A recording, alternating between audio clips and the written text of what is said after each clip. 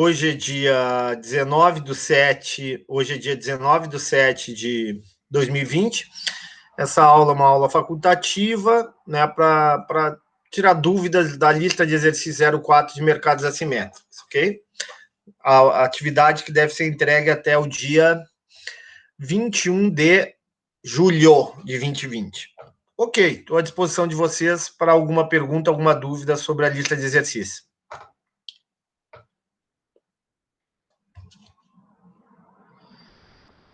Ninguém tem dúvidas? Ninguém tem perguntas?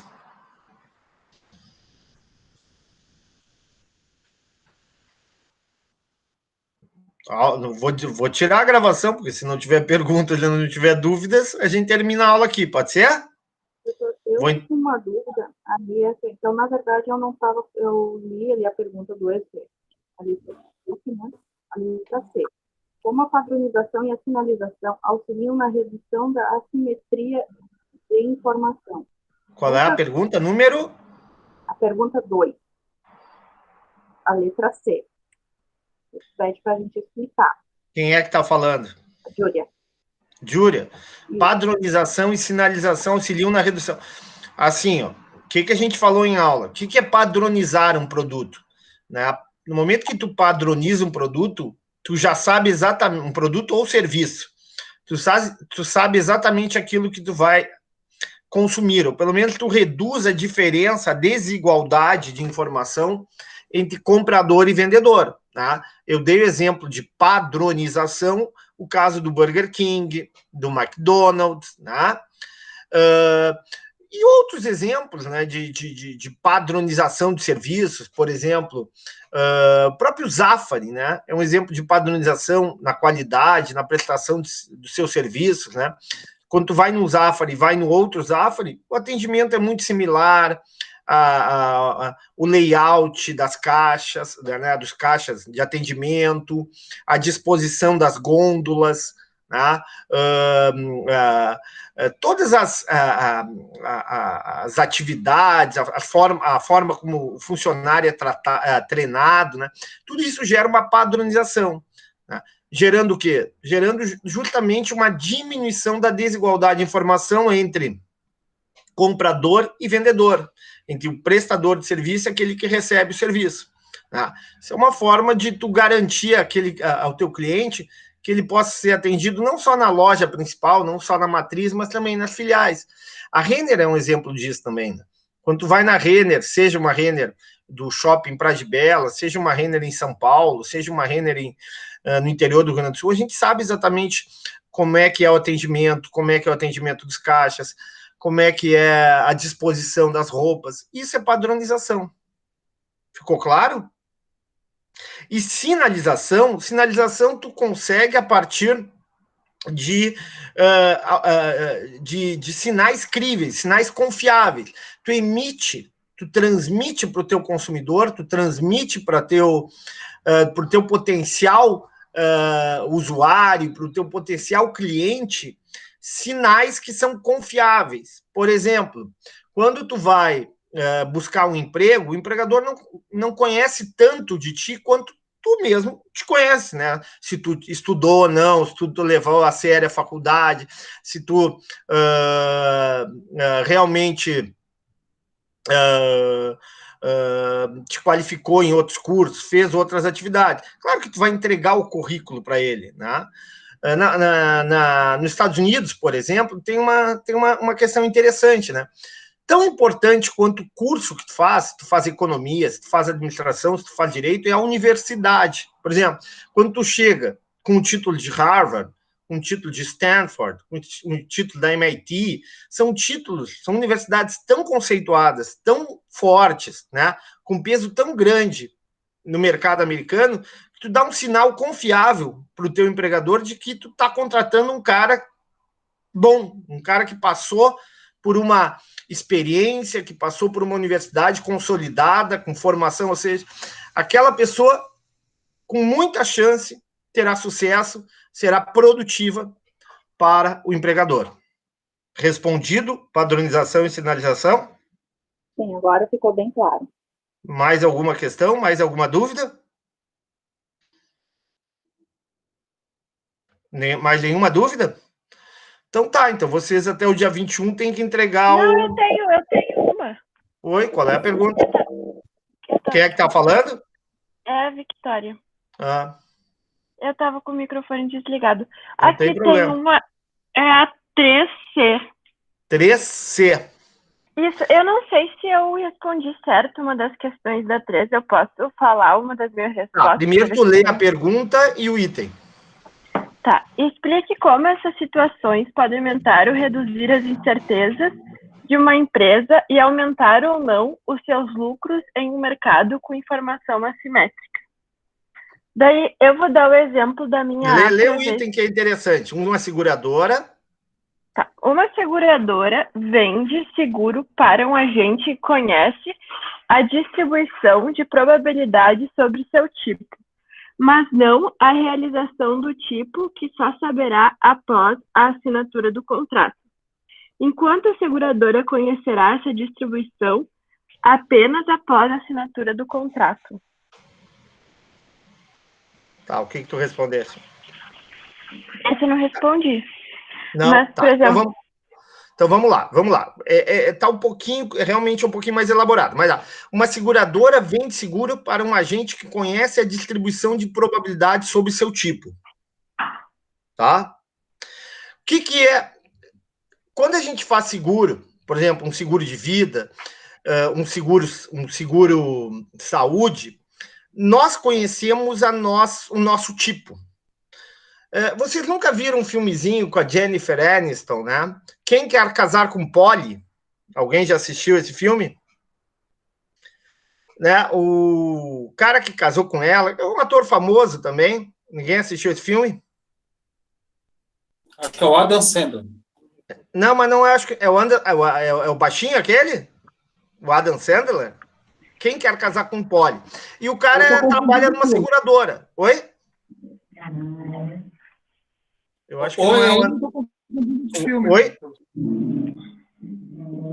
Tá, mas vamos lá. Então, o que é a distribuição? Aí, quando o cara ia pesquisar se valia ou não a pena fazer seguro, ele não tinha exatamente as informações sobre a característica do segurado. Que informações são essas? Né? Lá no filme até aparecia, né? Era um cara muito rico, mas era um cara extremamente... que queria fazer um seguro num valor altíssimo, mas era um cara extremamente voluntário. Não digo voluntarioso, mas era um cara que se arriscava muito. Né? Então, ele gostava de saltar de paraquedas, ele gostava de bungee jump, ele gostava de... tudo que é tipo de atividade de alto risco. Ou seja, quem é que sabia mais da distribuição de probabilidade sobre seu tipo?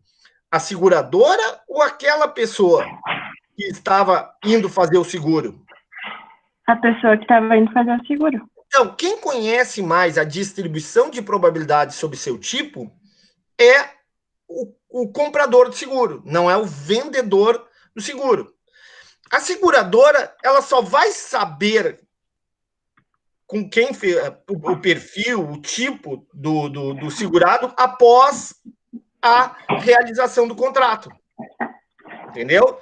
Então, o que a seguradora faz, normalmente? A seguradora estabelece alguns freios, algumas medidas para evitar que tenha prejuízo, que tenha redução nos seus lucros. Que freios são essas? Se essa pessoa morrer de causas não naturais, ao invés de pagar X pela morte decorrente, né, dessa pessoa, desse segurado, vai pagar X menos Y. Se essa pessoa continuar, né, for identificada, continuando a fazer esse tipo de atividade de risco, pode ocorrer a interrupção do contrato, pode não haver a continuidade da existência desse contrato. Ou seja, a seguradora cria instrumentos, cria ferramentas para diminuir a incerteza, para diminuir a chance de perdas. Entendeu, Vitória? Ou quer colocar alguma coisa? Não, entendi sim. Ou seja, a seguradora só vai conhecer essa distribuição de probabilidade, como é que o cara é, o tipo do segurado, apenas após a assinatura do contrato. Quem é que sabe mais da minha saúde? Se eu como muita bala, se eu fumo, se eu bebo? Eu sei, né? A distribuição sobre o meu tipo, eu conheço. A seguradora, né, o seguro-saúde só vai conhecer do Ricardo após a assinatura do contrato. Depois, puta, mas esse cara está sempre indo lá para o hospital, está internado por alteração de pressão, porque ele é muito obeso, porque ele é fumante inveterado, né? Ele tem... vai ter que fazer um transplante de fígado porque bebe demais. Tá? O que faz a seguradora, né, o seguro-saúde? Cria freios. Que freios são esses? Limita o número de consultas, estabelece copagamento, estabelece franquias, estabelece valores cada vez mais altos por idade, né? Restringe alguns tipos de coberturas, né? Alguns tipos de procedimentos. Vamos supor que o Ricardo seja uma pessoa extremamente vaidosa, né? Então, procedimentos estéticos, né? Ou seja, a seguradora tenta criar ferramenta, mecanismos para reduzir as suas incertezas, né? Reduzir principalmente a possibilidade de perdas, né? Decorrente da realização desse contrato. Tá respondido? Sim, tá respondido. E daí uma outra que eu fiquei meio confusa foi ali no verdadeiro ou falso. Qual é a questão? Penúltima. Eu vou ler. Embora a informação... Peraí, deixa a gente chegar lá. Qual é a questão? Número? Pergunta 4. Peraí, 4, para que todo mundo possa ver. Qual é a penúltima? É esse aqui? Essa aí, Embora a informação assimétrica seja algumas vezes motivada para políticas, ela também motiva comportamentos individuais que, de outra forma, poderiam ser difíceis de explicar. Os mercados respondem ao problema da informação assimétrica de diversas maneiras. Uma delas é a sinalização, que se refere às ações praticadas por uma parte informada, com o propósito exclusivo de revelar com credibilidade suas informações para consumidores, parceiros e colaboradores. Mas isso aí, então, foi basicamente o que tu falou para responder ali a outra que eu estava em dúvida, né? Exatamente, verdadeiro. É isso aí. É isso aí. Tá. Eram essas minhas dúvidas. Obrigada. Ótimo. Mais alguém com dúvidas? Nessa mesma questão, Ricardo, na quinta sentença, eu fiquei também com dúvida. É esse aqui? Isso. Leia. Uma empresa pode optar por pagar seus empregados mais adiante em suas vidas.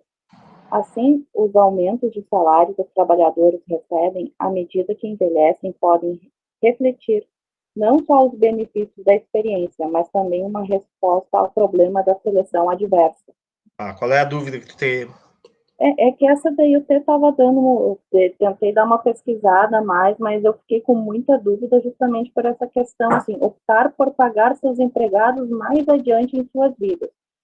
Aí eu fico na dúvida, isso seria a respeito do seguro, seria a respeito dos salários? Salários. Isso é intuitivo. Quem é que está falando? É Júlia? Isso. Isso é intuitivo, Júlia. O que acontece? O que as empresas fazem? As empresas sinalizam o seguinte, nós não vamos te pagar agora. Né? Não existe o consultor júnior, o consultor sênior, o administrador júnior, o administrador sênior. À medida em que tu vai galgando, né, que tu vai te consolidando na empresa e a empresa percebe que tu é produtivo, a empresa diz o seguinte, olha, agora eu não vou te garantir salários, mas lá na frente, se tu continuar assim, tu vai ter uma recompensa financeira, pecuniária, né, por ter esse tipo de comportamento, por ter esse tipo de produtividade, por ser produtivo.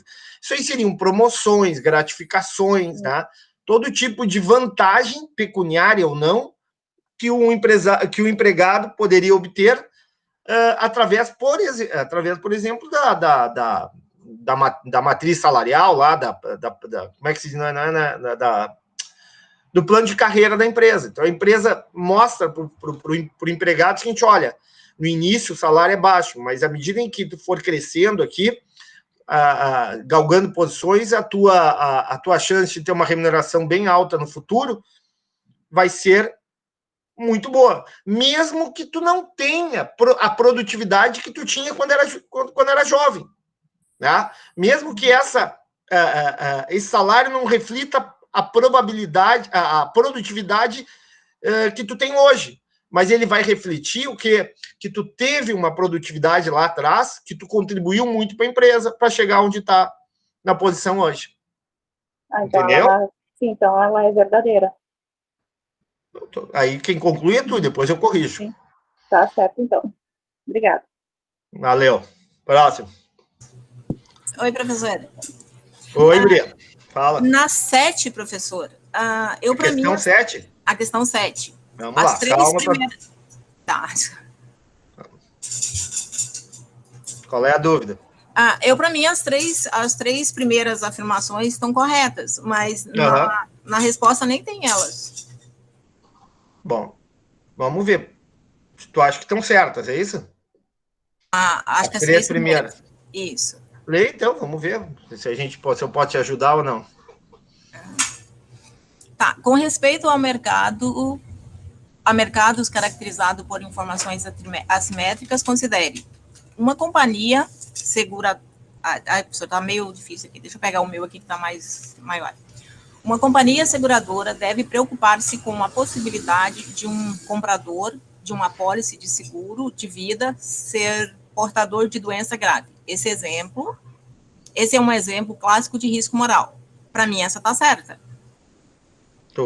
Depois... Mas alguém concorda com ela ou não? Alguém discorda dela? Professor, indo nessa linha aí... Não, eu estou perguntando primeiro, depois já te dou a palavra, Fábio. Alguém discorda ou todo mundo acha que é verdadeira essa frase? Concordo. Oi? Concordo. Tu concorda? Vitória, tu concorda? Não. De Júlia, tu concorda? Não. Claro, não é. Eu não vou dar resposta, mas não é risco moral, né? Risco moral é pós-contratual. A empresa não. Né? A empresa. Aqui uma questão não é prós, é pré. Tá. Já por aí tem a resposta. Tá, então tá. Aí tirou minha dúvida. Então, para mim ela estava certa. Então agora eu sei qual a resposta. É pré-contratual. Fala, Fábio, agora. A palavra é tua. Não, eu queria pedir justamente para o senhor falar um pouquinho sobre risco moral. Tá. O que é o risco moral? O risco moral é o problema pós. Como eu falei para vocês, o adverse selection, né, and moral hazard, o seleção adversa, tá? Hidden action, ação oculta, tá? O risco moral, ou moral hazard, na moral hazard, é pós-contratual, é ação oculta, ação oportunista. Ou seja, tu muda o teu comportamento após assinado o contrato. E por que tu muda o comportamento após assinado o contrato? Porque é vantajoso para ti. Tu tem a garantia de que mesmo mudando o teu comportamento, tá? Tu garante... tu não vai perder nada, tu não vai perder nenhum tipo de vantagem. Vou dar um exemplo, tá? Tu tem um casamento entre um homem extremamente jovem e uma mulher com mais idade, tá? E tu não tem nenhum tipo de contrato, né? Casam lá e tal. E a mulher de mais idade é muito rica, tá? E ele jurou fidelidade, jurou compromisso com a mulher. Passado algum tempo, ele começa a ter relações extraconjugais. Tá? Ou seja, ele não mudou o comportamento, ele não tinha um comportamento antes de casar com essa senhora e mudou esse comportamento. Por quê? Porque não há nenhum tipo de restrição. O fato de ele ter mudado o comportamento não vai significar que ele vai ter prejuízo. Se ela quiser separar, tá bom, 50%, né? Conforme diz a lei, 50% do que eu ganhar, tá? do patrimônio que nós temos, vai ser dividido entre nós. E geralmente, o que acontece? Seja um homem mais velho, uma mulher mais velha, com um homem mais novo, uma mulher mais jovem. Que, nesses contratos de casamento, o que ocorre, pessoal? Separação de bens? Oi? Separação de bens, um contrato, né? Tu contrata advogados, né? Para estabelecer uma série de condições, de regras, né? De tal forma que, se a pessoa mudar o comportamento após esse contrato, após o casamento, ela não vai ter a garantia daqueles benefícios, ou seja, ela vai ter um custo de mudar o comportamento. Tá? O exemplo mais clássico é o seguro de automóveis. Tu tinha um comportamento antes de ter o carro segurado e depois que assinou o contrato com a seguradora de automóveis, tu muda esse comportamento. Tu começa a ter um comportamento mais relaxado, tu não coloca a Doberman, tu não coloca o cadeado, né? Tu não estaciona o carro quando tu sai à noite, num local seguro. Né? Por quê? Tu tem a cobertura, tu tem a garantia de que se o carro for furtado, tu terá o valor integralmente devolvido. O que faz a seguradora? Dificilmente ela te dá o preço FIPE 100%, ela te dá o preço FIPE 90%, né? Justamente que ela está dizendo o seguinte, olha, o teu carro está segurado, mas, todavia, né, é bom tu cuidar, porque se o carro for furtado, talvez tu não recupere integralmente o valor do carro. Entendeu, Fábio? Sim. Entendeu o que é moral hazard? Risco moral? Sim, é quando tu muda o comportamento depois de assinar um contrato, um compromisso, alguma coisa assim, não antes, né? Exatamente, entendeu? Tu tinha toda uma vida regrada, fazia exercício, não comia muito, não comia demais, não fumava. Agora eu tenho um super plano de saúde. Não vou mais fazer ginástica, né? Qualquer coisa que tiver, eu tenho garantias lá que eu vou ter toda a estrutura hospitalar, de médicos para me atender. Aqui é mais difícil, né? Porque isso tem a ver com a saúde da pessoa, mas esse é outro exemplo de mudança de comportamento. Vou fazer 2 planos de saúde para beber e fumar, professor. Pena que não cura, né? O plano não vai te garantir, o médico não vai te tirar o câncer. Brincadeira, brincadeira. É isso aí. Mais alguma questão?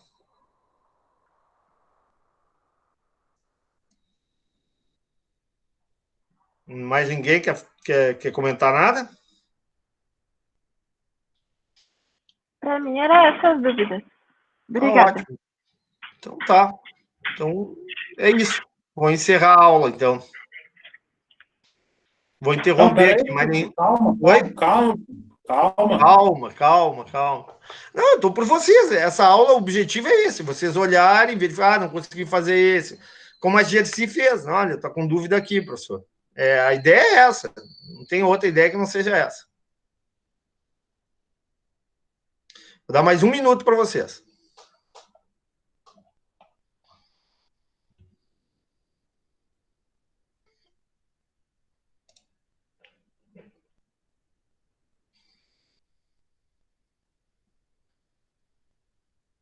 Ok? Não há mais nenhuma pergunta, então? Então, estou interrompendo aqui o compartilhamento e vou fechar a gravação. Ok? Ok. Interrompi o compartilhamento e estou encerrando essa gravação. Lembrando que essa gravação será disponibilizada para vocês na nossa pasta do Moodle.